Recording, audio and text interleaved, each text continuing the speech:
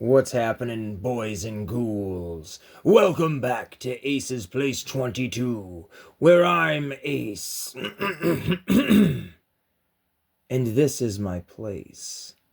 And you are coming back to another edition of Teenage Mutant Ninja Turtles crossover with Universal Monsters by NECA.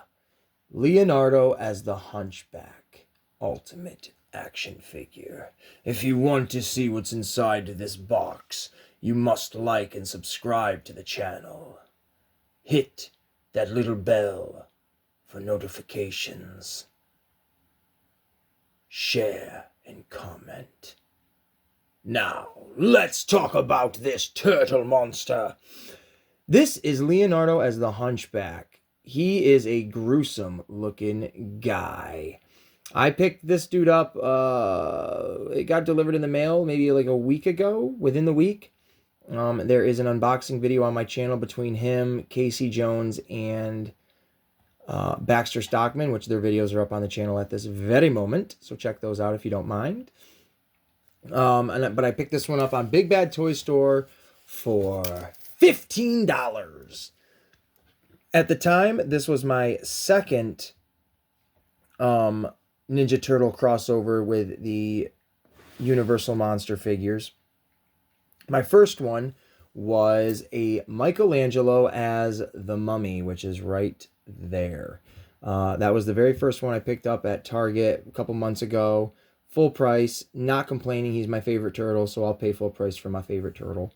And I love horror movies, so these are just a perfect combination for my collection, to be honest.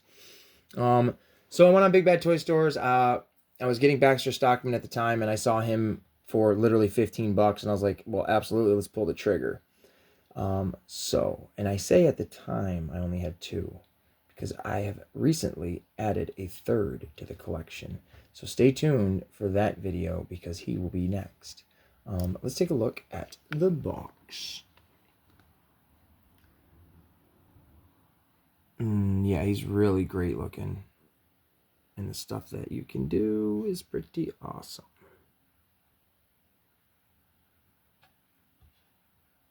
Leonardo as the Hunchback. I'm not particularly sure why they went with the Hunchback for Leo.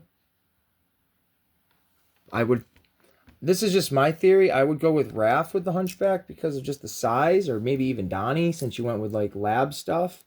And I would have Leo be the Invisible Man because he's more like a ninja, stealthy. I don't know. It was weird. But we'll open up this and we'll take a look at the figure before we take a look at the figure. So there we have it. We'll try to get that glare off of there. There. It's hard to see his face straight on because of the lighting. So I do apologize. But that's the best we can do for now until we open it. It comes with a skeleton head. Got a little brain up there in that little jar. Can't wait to check that out. Some fire accessories, a bone, his swords. There he is, the HD quality picture of him until we open it and get a better look. It's a great looking figure, I can't even lie. I'm really excited to open this. So we will do that. I'll make sure I plug this back in so it doesn't die midway through like our last video. And there you go.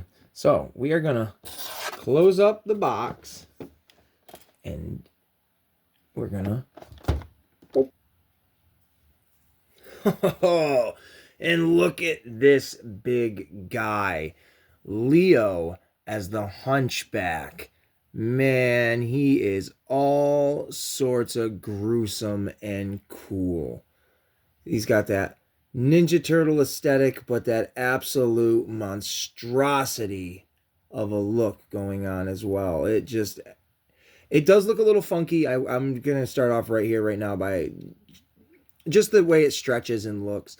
But it looks like it would be right, if that makes sense. All unproportioned and just lopsided, big, lumpy, clumpy, freaky monster man, turtle boy, teenager, mutant, ninja, turtle. He's pointing right at you, telling you then you're next for the slab. He did come with a bunch of accessories. He came with like 2 shovels, a bone, some fire accessories for his katanas, which we'll take a look at, and a couple of other things. But for the most part, I left the extra hands. I left those in the package because I am going to keep the boxes. At some point, I will box these monster ones back up for the collecting purpose.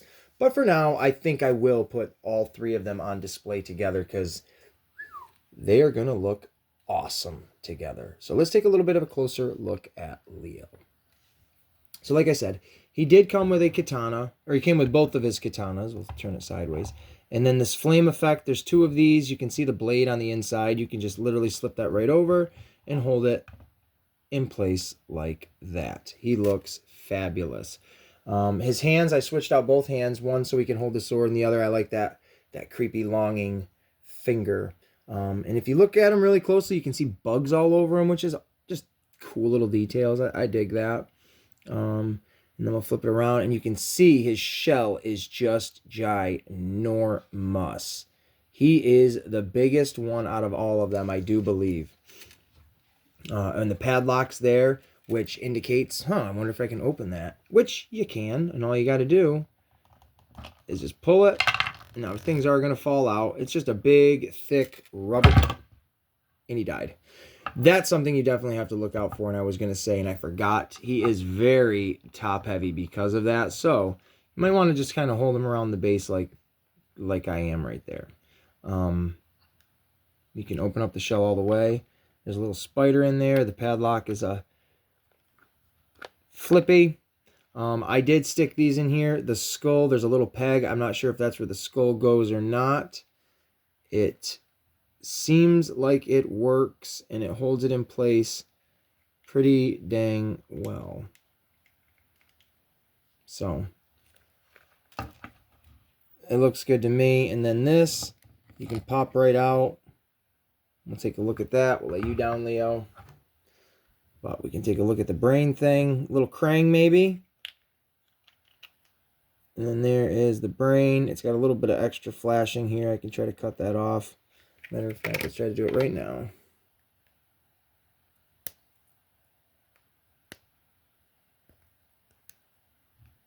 There. And we just cut that little lip off. And this little vat, I don't even know what this would be, this jar. It's got a little peg on it. You can stick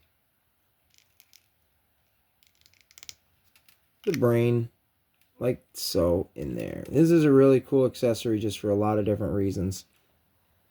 And as well, there is a little peg spot for it, and it just sits like that.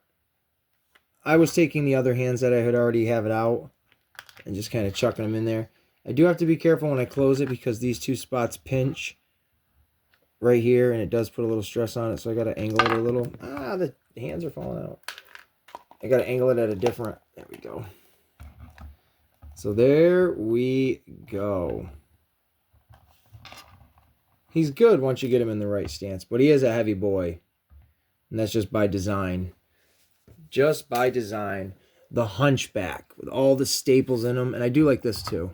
I like that he's got a little chain on his foot and it's wiggly, making him look like he has been kept somewhere not fun. And you can see, I'll move him again.